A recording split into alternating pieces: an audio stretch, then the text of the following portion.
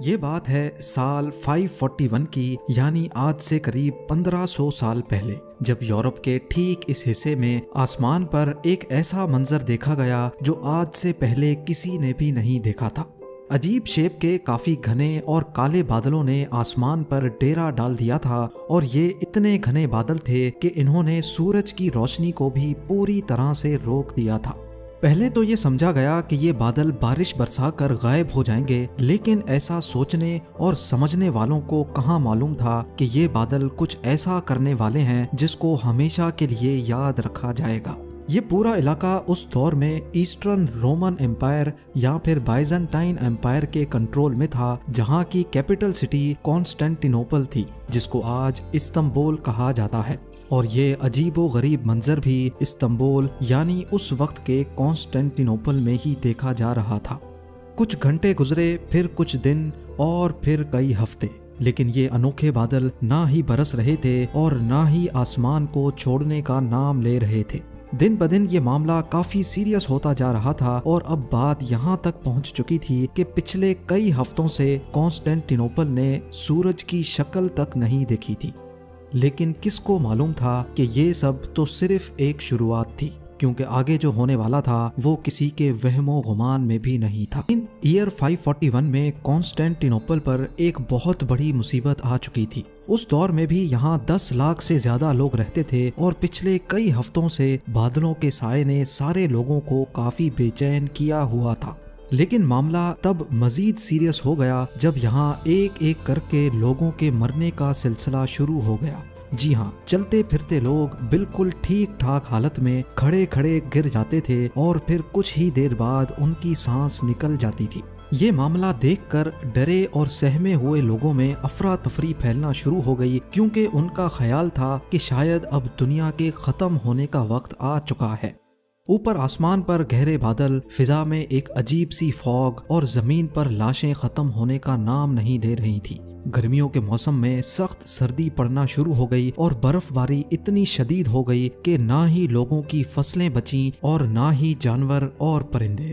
اس وقت کے بائزنٹائن ایمپرر، جن کا نام جسٹینین تھا، انہوں نے لوگوں کو پرسکون رہنے کا حکم دیا، اور یہ کہا کہ جو لوگ اچھے کام کرتے ہیں ان کی جان کو کچھ نہیں ہوگا۔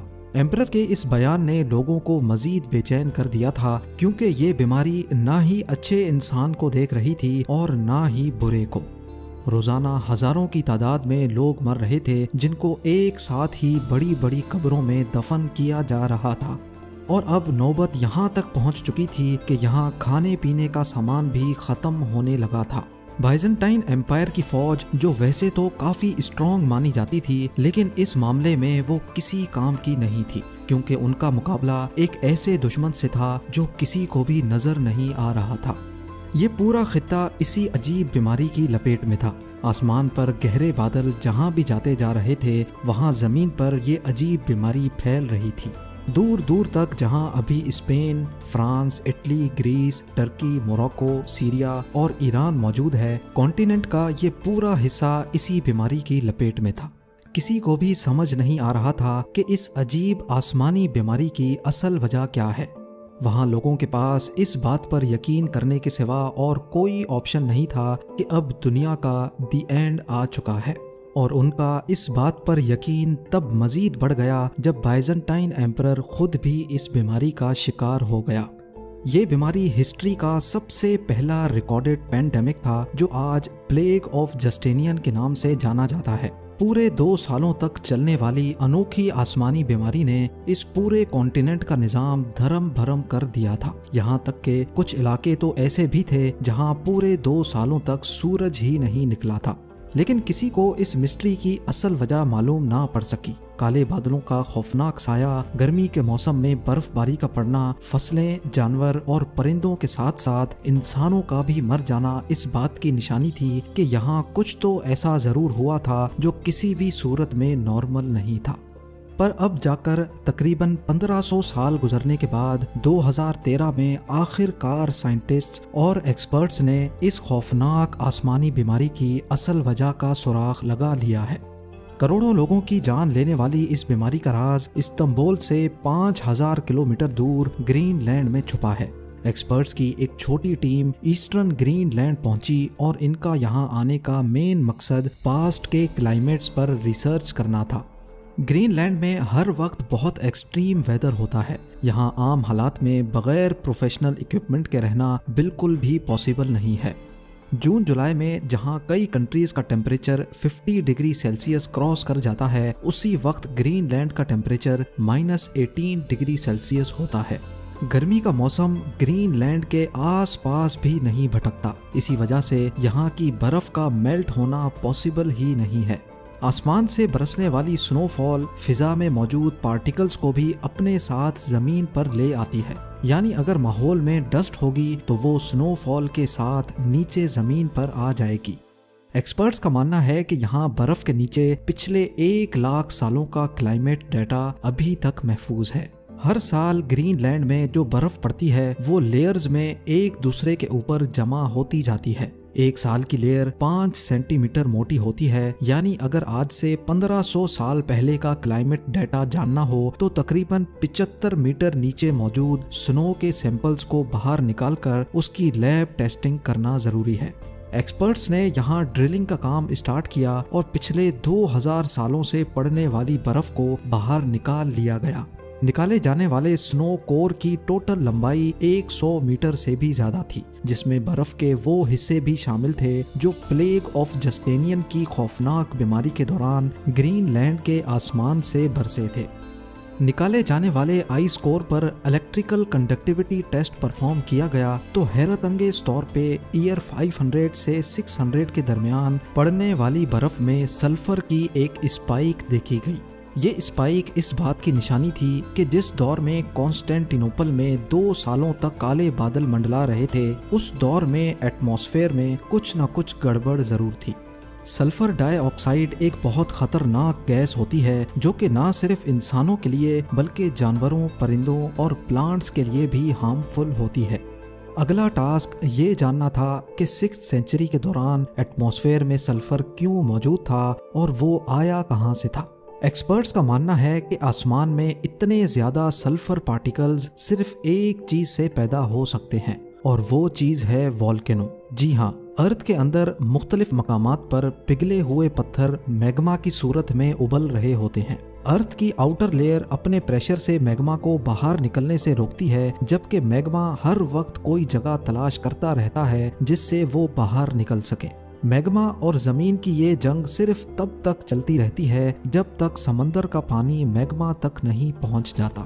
اگر سمندر کا پانی میگما تک پہنچنے میں کامیاب ہو جائے تو پانی گرم ہو کر گیس بن جاتا ہے اور یہی گیس اب میگما کے ساتھ مل کر زمین پر اور زیادہ پریشر دینے لگتی ہے۔ بس پھر کسی بھی ویک پوائنٹ سے میگما لاوا کی صورت میں پھٹ کر باہر نکل آتا ہے۔ پانی اور سلفر یہ دونوں چیزیں والکینو کے ساتھ مکس نہیں ہوتی، بلکہ یہ پاورفل گیس کی صورت میں آسمان میں پھیل جاتی ہیں۔ انتہائی طاقتور والکینو سے نکلنے والی والکینک گیس ہزاروں میل دور تک بھی آسانی سے پھیل سکتی ہے۔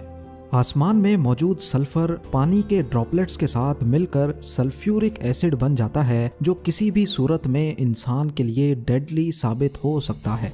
سلفیورک ایسڈ کے یہ بادل اتنے گھنے ہوتے ہیں کہ یہ سورج کی روشنی کو بھی پاس نہیں ہونے دیتے۔ 1500 سال پہلے پلیگ آف جسٹینین کے کیس میں بھی کچھ ایسا ہی ہوا تھا۔ یہ بات تو کنفرم ہو چکی تھی کہ یورپ میں لاکھوں لوگوں کی موت کا ذمہ دار ایک خطرناک والکینو تھا۔ ایک طرف جان لیوا سلفیورک گیس تو دوسری طرف سلفیورک ایسڈ کے بادل۔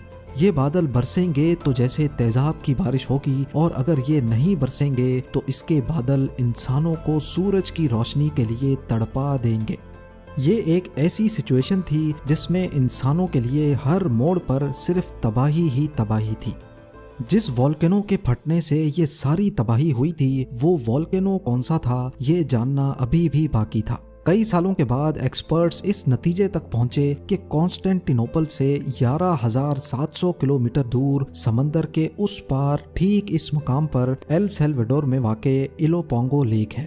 جب کانسٹینٹینوپل میں پلیگ آف جسٹینین آیا تھا، اسی دور میں اس لیک کے اندر سے ایک خوفناک والکینو پھٹا تھا، اور اس کی جیتی جاگتی مثال یہ پہاڑ ہے۔